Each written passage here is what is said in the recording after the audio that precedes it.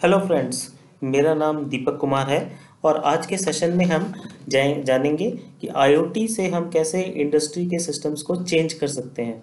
और हम ये भी जानने की कोशिश करेंगे कि अगले 5 सालों में इंडस्ट्री में क्या क्या बदलाव आएंगे और आईओटी कैसे इम्प्लीमेंट होगा और इससे जॉब में क्या फ़र्क पड़ेगा। तो सबसे पहले हम स्टार्ट करते हैं आईओटी के फुल फॉर्म से।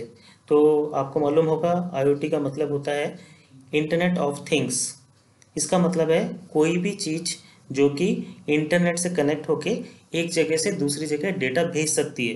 तो अभी हम पहले एक कंटेंट से शुरुआत करते हैं, हम क्या क्या काम कर इसमें स्टडी करने वाले हैं। सबसे पहले हम इंट्रोडक्शन पे जाएंगे।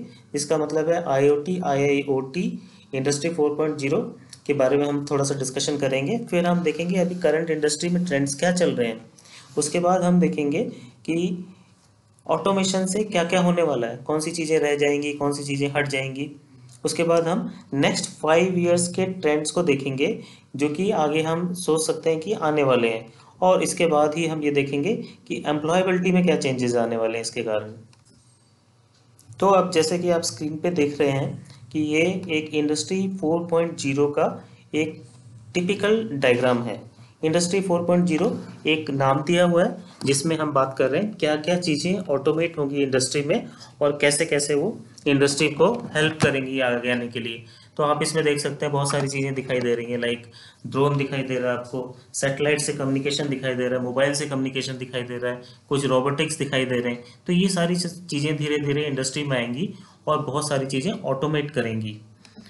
अब हम देखते हैं इंडस्ट्री के कौन कौन से पार्ट्स हैं। तो आप ये स्क्रीन देख रहे हैं, ये सारे के सारे इंडस्ट्री 4.0 के पार्ट हैं जो कि इसमें इम्प्लीमेंट होंगे। तो हम इस पे बाद में जाएंगे, आगे डिटेल में स्टडी करेंगे नेक्स्ट सेशन में। तो लेट अस गो अहेड, हम आगे बढ़ते हैं। अब हम करंट इंडस्ट्री ट्रेंड के बारे में बात करते हैं। तो आज की डेट में आपको मालूम है कैसे इंडस्ट्री वर्क कर रही है। एक ईआरपी सिस्टम लगा हुआ है जो कि ऑलरेडी ऑटोमेटेड है और उसके साथ साथ कुछ एक्सटर्नल सेल्स या पेरिफेरल सिस्टम्स होते हैं। इसी तरह से मैन्युफैक्चरिंग मशीन्स जो चल रही हैं वो ऑटोमेटेड है। इसका मतलब है मशीनें खुद से चल रही हैं यदि उसमें डेटा फीड कर दिया जाता है, बट उनका ट्रांसफ़र, डेटा का ट्रांसफ़र मैनुअल है। ऐसे ही सेल्स कैसे वर्क कर रहा है, पर्सन ड्रिवन वर्क कर रहा है। मशीन मैनेजमेंट ऐसा है, आज की डेट में मशीन्स रेगुलर सर्विस बेस्ड होती है, या तो वो जब खराब हो जाती है तब कोई उनको ठीक करने जाता है, या फिर उनकी रेगुलर सर्विस होती है जैसे 6 महीने बाद या 1 साल के बाद।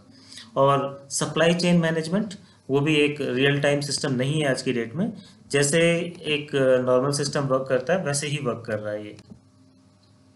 आइए अब देखने की कोशिश करते हैं कि क्या क्या चीज़ें चेंज होंगी अगले कुछ सालों में। तो हम देख रहे हैं कि ईआरपी सिस्टम ऑलरेडी अभी इम्प्लीमेंटेड है सब जगहों पे, बट अब आप पूछोगे कि अब और क्या चेंज होने वाला है। तो नेक्स्ट जो चेंज होने वाला है वो ईआरपी के साथ साथ आईओटी, आईआईओटी और बिग डेटा में होने वाला है। आईओटी हमने ऑलरेडी देखा था, इसका मतलब है इंटरनेट ऑफ थिंग्स। आईआईओटी का मतलब होता है इंडस्ट्रियल इंटरनेट ऑफ थिंग्स। और बिग डेटा का मतलब है कि बहुत सारा डेटा आपका इंडस्ट्री में इकट्ठा हो रहा है, उसमें से आप कुछ मीनिंगफुल डेटा निकाल सकते हैं। अब हम आगे चलते हैं। इंडस्ट्रियल की जो वर्किंग है एक टिपिकल वे में होती है आज की डेट में, जिसमें कॉस्ट होते हैं, मार्जिन्स होते हैं और एक रीचेबिलिटी होती है कि एक जगह से दूसरी जगह सामान पहुंचाना है या वापस लेके आना है, तो एक टिपिकल वे में वर्क करती है। अब हम जब नए टूल्स की बात करते हैं, ये जब आईओटी और आईआईओटी आएगा तो इससे क्या चेंज होगा। सबसे पहला चेंज जो होने वाला है वो है प्रिडिक्टिव एनालिटिक्स का। इसका मतलब है कि आपको पहले से बहुत सारी चीज़ें पता होंगी। आज की डेट में एक गाड़ी एक जगह से दूसरी जगह जाती है, हमें पता नहीं लगता है कि वो कहाँ पे है, कितने टाइम पे पहुँचेगी, तो बीच में कोई स्ट्रक अप हो गया है तो क्या प्रॉब्लम आ रही है और वो कब तक पहुँचेगी। बट इस टूल के आने से हमें ये पता होगा कि इस टाइम तक हमारा माल वहाँ पहुँच जाएगा और हमें किसी से भी बात करने की ज़रूरत नहीं है। ऐसे ही ये कॉस्ट सेव करेगा क्योंकि बहुत सारा मैनुअल इंटरेक्शन ख़त्म हो जाएगा और बहुत सारे नए चेंजेसों के लिए अवेलेबल होगा ये। तो सप्लाई चेन मैनेजमेंट एक बहुत अच्छा एग्जांपल है जिसमें आज की डेट में सबसे बड़ी प्रॉब्लम्स आती हैं। तो ये एक बहुत बड़े चेंजेस आईओटी के थ्रू होंगे। हम डिस्कस करते हैं कि अगले 5 सालों में इंडस्ट्री में क्या चेंजेस आएंगे। तो आप देख सकते हैं अभी आईओटी और आईआईओटी हैविली इम्प्लीमेंट होगा इंडस्ट्री में। और ये क्या चेंजेस लेके आएगा, सबसे पहला चेंज होगा प्रिडिक्टिव एनालिटिक्स का, जो अभी हमने प्रीवियस स्लाइड में देखा। और ये बहुत सारे चेंजेस लेके आएगा, टाइम सेव करेगा और कॉस्ट सेव करेगा। सेल्स सेल्स टेक्नोलॉजी ड्रिवन होगी। आज की डेट में बहुत सारी सब चीज़ें मैनुअल हैं और इंडिविजुअल सेल्स मैनेजर या सेल्समैन इसको ड्राइव कर रहे हैं, बट ये टेक्नोलॉजी के थ्रू चलेगा। और मशीन लर्निंग इसमें बहुत बड़ा इम्पैक्ट प्ले करेगा। मशीन लर्निंग क्या है, ये हम एक अलग सेशन में डिस्कस करेंगे। सप्लाई चेन एंड लॉजिस्टिक्स, जो कि आजकल बहुत बड़ा एक मैनुअल सिस्टम चलता है, हम इसमें बहुत ज़्यादा चेंजेस देखेंगे। स्मार्ट और कनेक्टेड हो जाएगा और ये बहुत सारी चीज़ों को चेंज करेगा। आज की डेट में जितनी भी बड़ी प्रॉब्लम्स हैं इंडस्ट्री की, सप्लाई चेन और लॉजिस्टिक्स के कारण है, वो उसी से सारी की सारी चीज़ें ये आईओटी या आईआईओटी के थ्रू चेंज होने वाली हैं। सिमिलरली मैन्युफैक्चरिंग में हम चलते हैं तो इसमें machine to machine data transfer होने लगेगा। तो हमने जैसे बताया कि मशीन्स यदि लगी हुई हैं और उनको मेंटेनेंस की ज़रूरत है, तो वो अपने आप इंडिकेट करेंगे कि ये पार्ट ख़राब होने वाला है और उसको आप रिप्लेस कर पाएंगे। तो इस सब चीज़ों से ब्रेकडाउन बचेगा और आपका जो टाइम स्टॉप हो जाता है इंडस्ट्री में वो बचेगा फेल्योर के कारण, मशीन फेल्योर्स के कारण। और हम इसमें प्रिडिक्शन एनालिटिक्स देख पाएंगे। इसका मतलब है पहले से पता होगा इस मशीन को रिपेयर की ज़रूरत है या इतने पार्ट्स की आज में ज़रूरत है। और हम बात कर रहे हैं lace work, less travel, less office.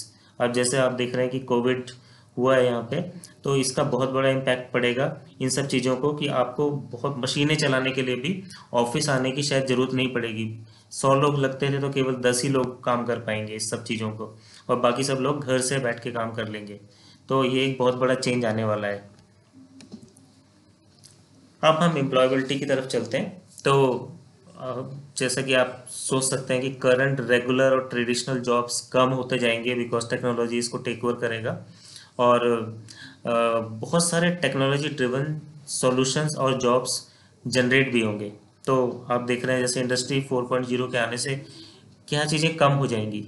Factory workers शायद 100 लगते थे तो अब 20 ही लगेंगे। धीरे धीरे ट्रेंड उनका कम आएगा। Admin workers, HR, IT, middle managers, यहाँ तक कि कैब ड्राइवर्स, इन सब की ज़रूरत थोड़ी कम हो जाएगी। और अब किस चीज़ में जॉब्स बढ़ेंगे, तो एनालिटिक्स में जॉब बढ़ेंगे, इंटीग्रेटर्स के जॉब बढ़ेंगे, इम्प्लीमेंटर्स के जॉब बढ़ेंगे। तो इस हिसाब से जॉब को ध्यान में रखते हुए आगे बढ़ना चाहिए कि कौन से जॉब कम होने वाले हैं और किस टाइप में जॉब्स बढ़ने वाले हैं। तो आपके सामने एक लिस्ट आ रही है जिसे देख के आप थोड़ा सा अंदाज़ा लगा सकते हैं कि कौन कौन से जॉब्स आने वाले हैं या आएंगे अगले 5 सालों में या बढ़ेंगे।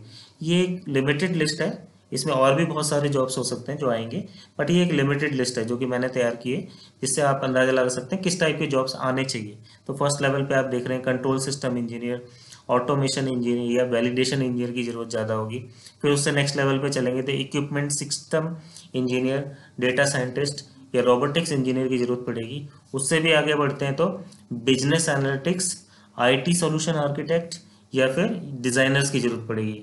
और फिर प्रोजेक्ट मैनेजर और प्रोजेक्ट हेड तो होंगे ही होंगे। तो अब हमारा ये सेशन ख़त्म होता है। मेरे को आशा है कि आपको सेशन पसंद आया होगा। धन्यवाद मित्रों।